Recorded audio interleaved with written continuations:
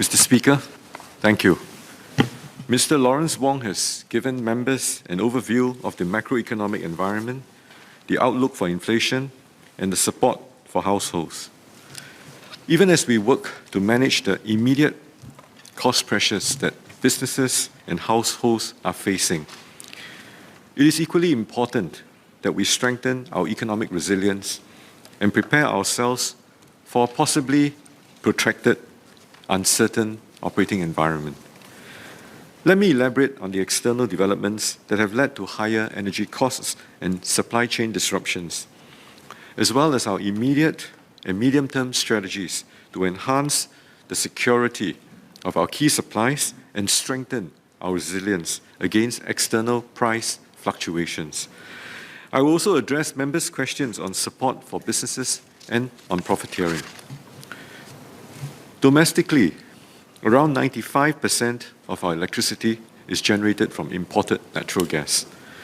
Our electricity generation companies, or GenCos as we call them, generally rely on long-term piped natural gas, PNG, and liquefied natural gas, or LNG, contracts to meet their needs. They use spot LNG on an opportunistic basis to supplement their long-term contracts. Now, by and large, this has allowed us to keep electricity prices relatively stable and mitigate the impact of global price shocks. However, we cannot fully insulate ourselves from the volatilities in the global energy market. Since September last year, a confluence of factors caused the price of oil and natural gas to spike, and this has spilled over into our domestic energy market. Increased oil and gas consumption as major economies around the world emerge from the pandemic. Seasonally high energy consumption during the winter months in the Northern Hemisphere, and a series of unexpected gas production outages led to a supply-demand mismatch in global energy markets. Closer to home, upstream production issues in Indonesia's West Natuna gas field and gas pressure issues from South Sumatra in the fourth quarter of 2021 caused disruptions to our PNG supplies. As a result, some GenCos had to purchase more spot LNG at elevated global gas prices to make up for the drop in PNG supplies. Although some of the demand pressures have abated as winter in the Northern Hemisphere comes to an end, and upstream gas production issues in the Indonesian gas fields have been resolved, the gas supply situation continues to remain tight, and this is exacerbated and made protracted by the conflict in Ukraine. As I've shared with the House previously, MTI and EMA have put in place measures to secure our electricity supply and maintain the orderly functioning of the wider energy sector. Since October last year, we've established a standby LNG facility, or the SLF, which GenCos can draw from to generate electricity in the event of disruptions to their natural gas supplies. We have also put in place requirements for GenCos to contract sufficient fuel to meet their commitment to customers' demands and needs. These measures bolster our GenCos' existing stockpile, and they provide additional layers of fuel security to cope with the short-term shocks to global gas supply. However, they are costly, and they will need to be carefully calibrated to manage the cost impact on consumers. Third, to maintain power system stability and reliability, we modified market rules to allow EMA to direct GenCos to generate electricity using gas from the SLF if there are potential temporary shortages in energy supply. These measures have ensured that we have sufficient fuel and electricity supply and stabilize the Uniform Singapore Energy Price, or the USEP. The average USEP for the first quarter of this year has stabilized to around $360 per megawatt hour, around the cost of electricity production. And this is compared to an average of $460 per megawatt hour in the fourth quarter of last year.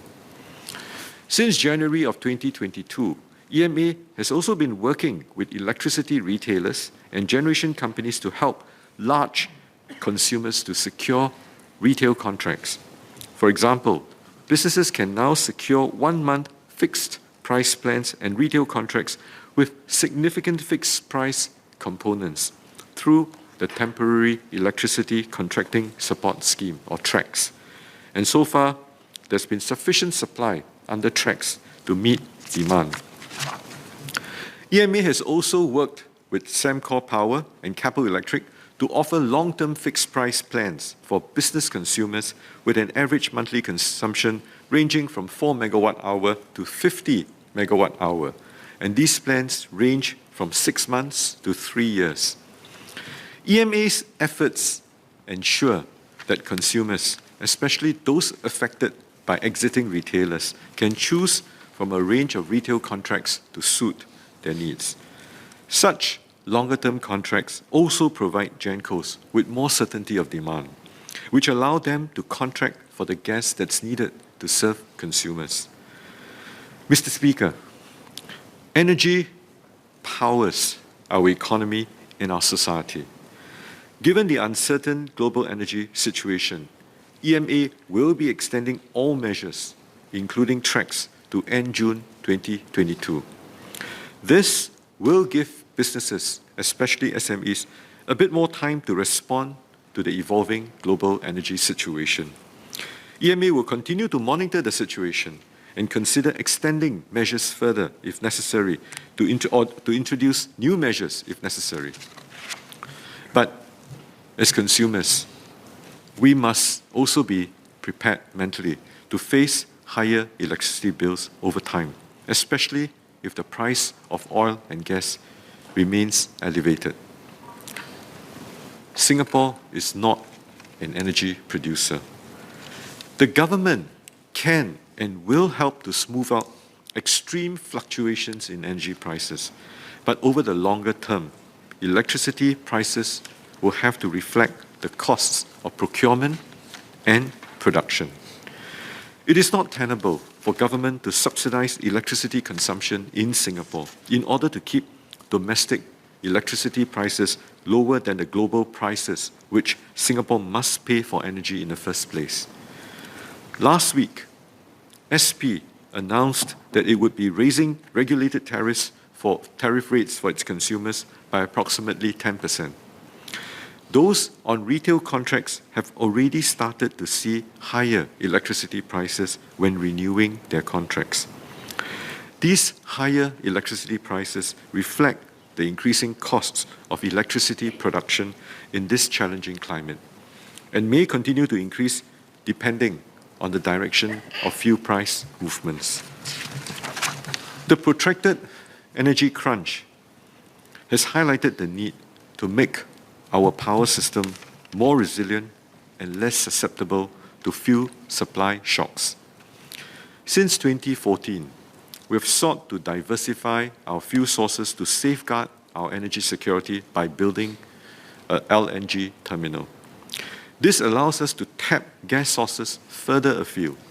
The LNG terminal has sufficient capacity to meet all of our natural gas needs should PNG be unavailable.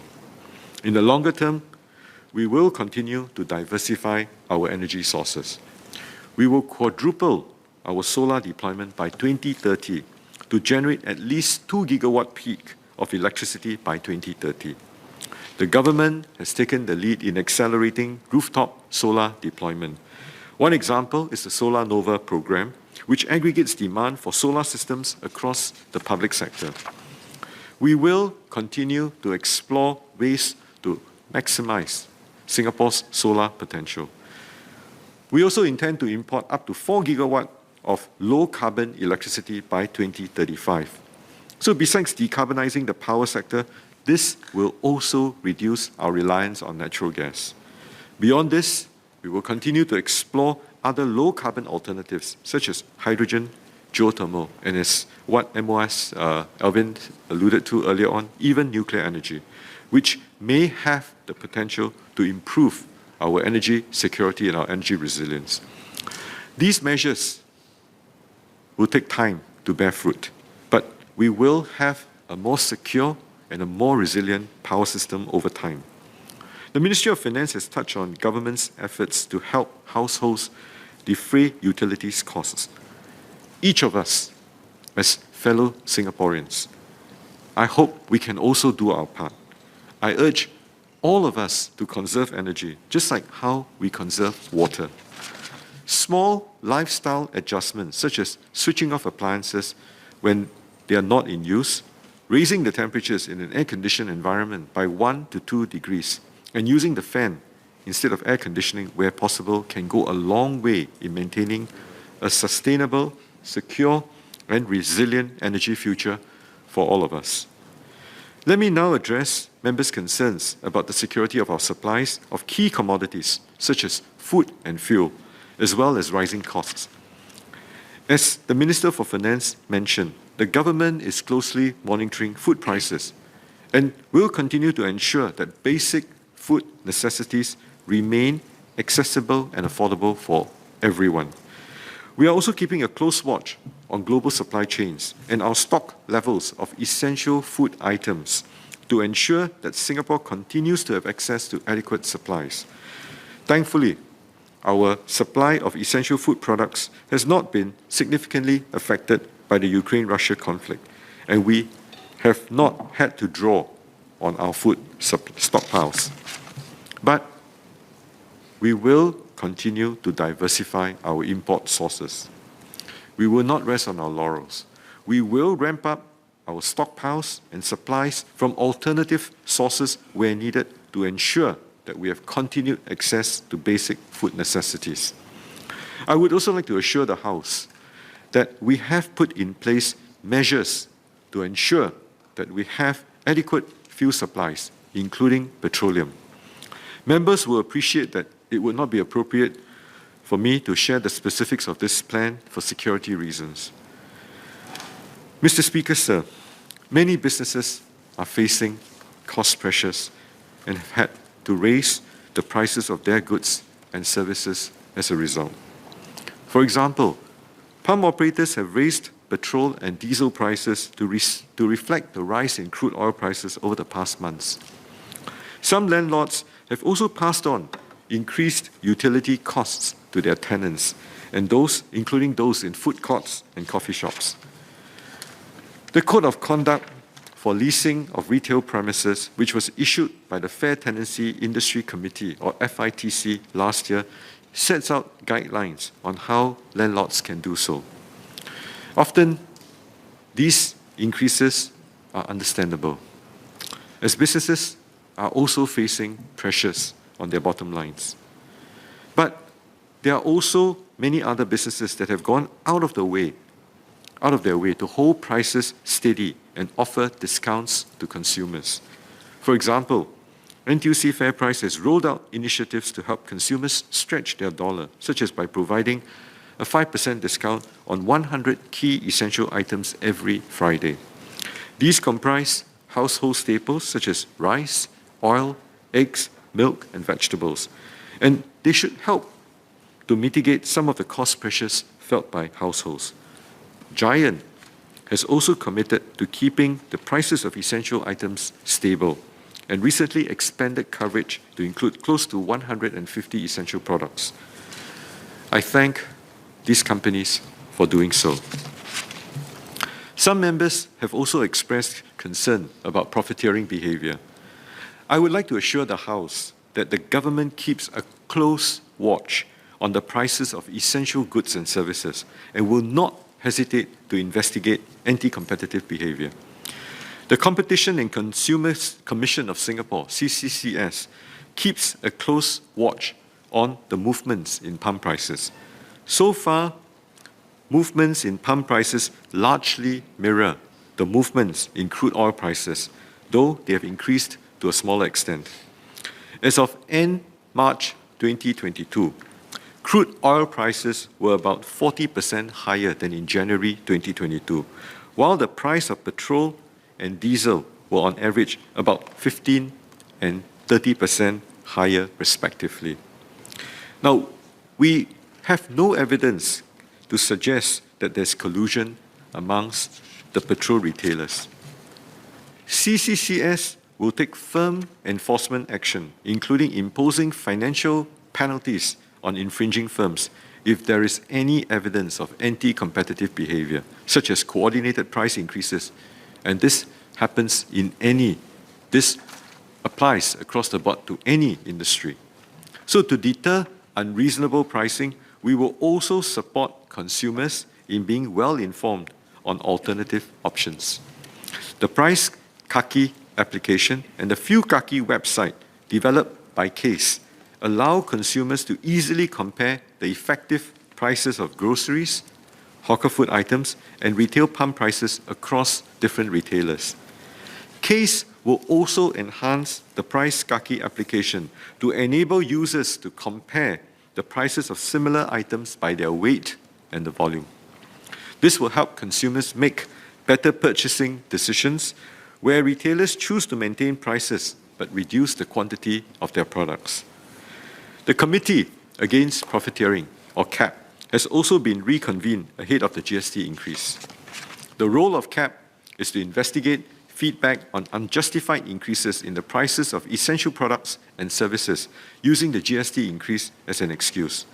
CAP Chairman, Minister of State See Leng, has shared that the work of the committee is more complex due to the current inflationary climate.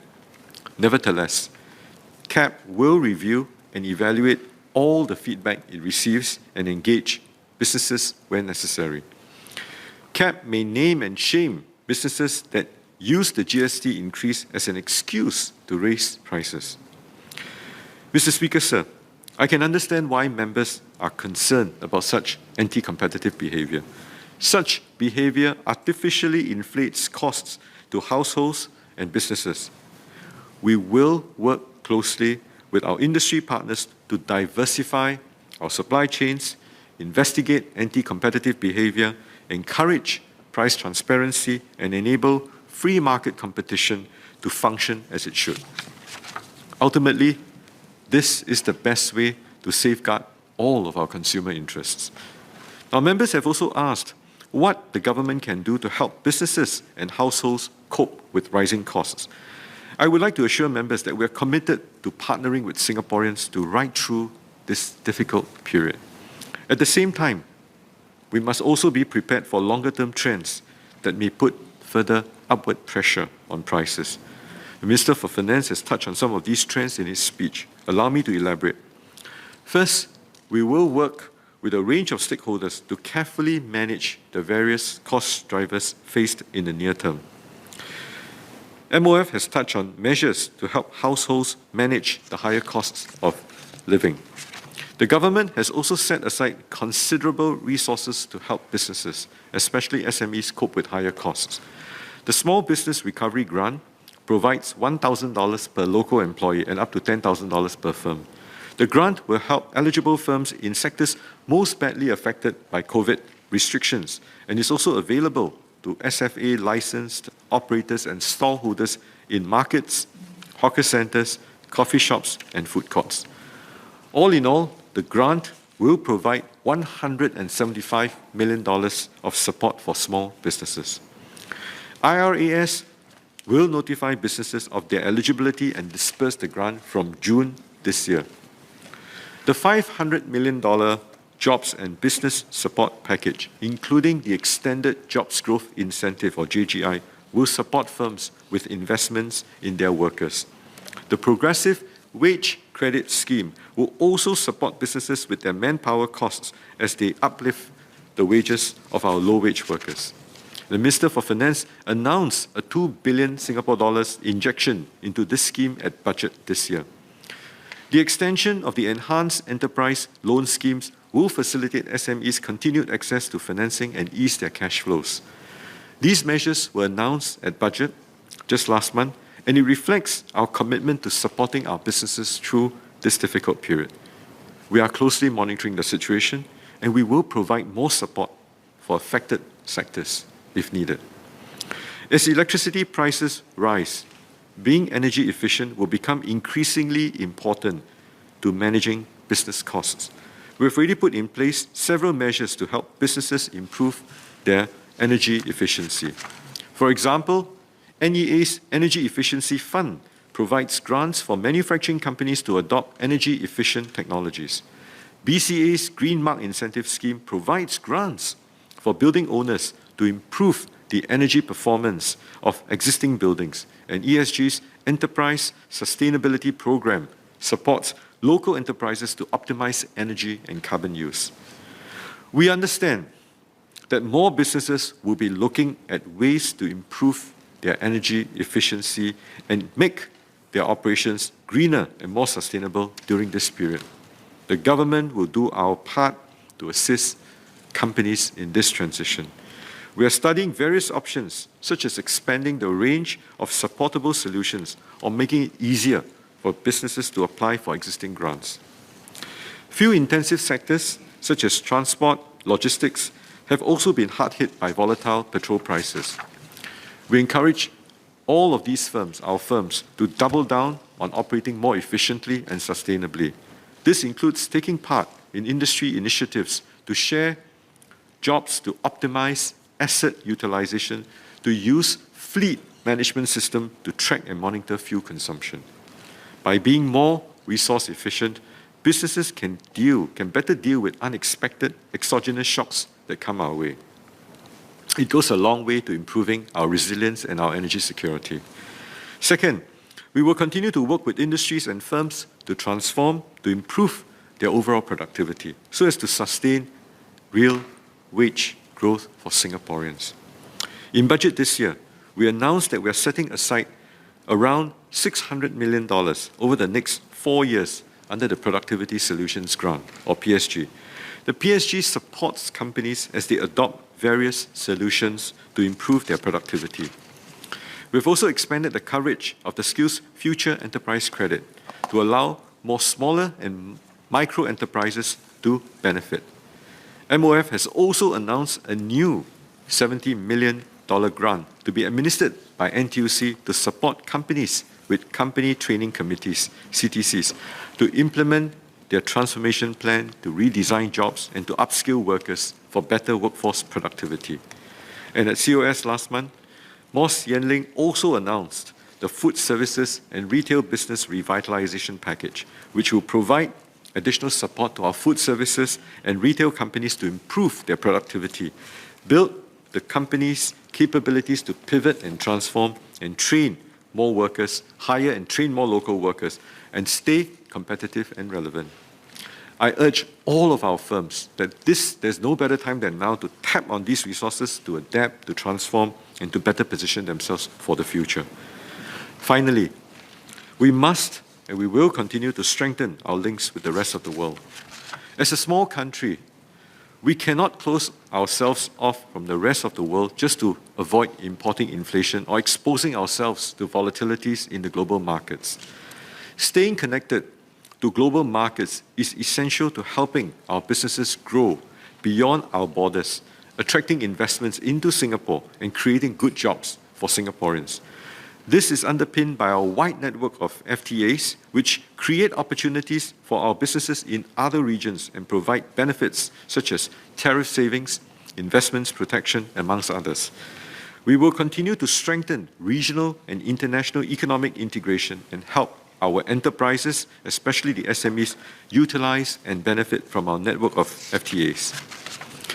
Sir, as a small and open economy, we are not and we will not be able to be fully insulated from global shocks.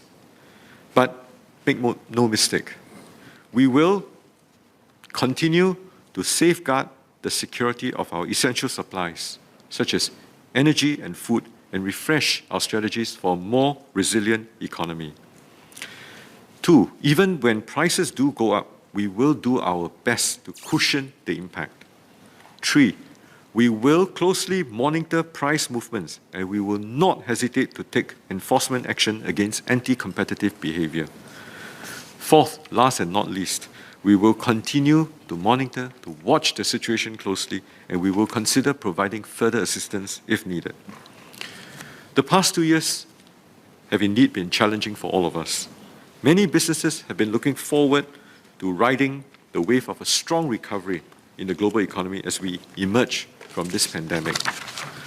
The Ukraine conflict and global inflationary pressures adds considerable volatility and stress to what is an already challenging business environment. But let's not be pessimistic about the future. We will need, together as a nation, strengthen our defenses against external shocks. We will need to continue to pivot, to transform our businesses, to adapt to the changing global environment. And we have done this many times before. Above all, we will need to work together, the people, the businesses, the government, so that together we can weather the headwinds and emerge stronger. Thank you very much.